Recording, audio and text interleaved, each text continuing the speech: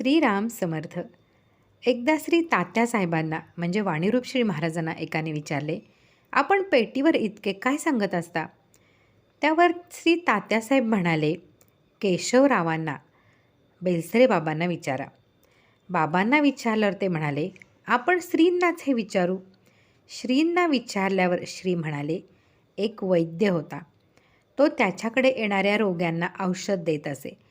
कोणाला दुधातून, कोणाला तुपातून, कोणाला मधातून औषध घ्यायला सांगत असे. एकदा त्याचा मुलगा आजारी पडला, तेव्हा त्याने त्याला एक चिमूट औषधी भस्म दिले.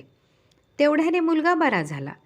तसे मी इतर सर्वांना नामस्मरण करा, अखंड जप करा इत्यादी सांगतो.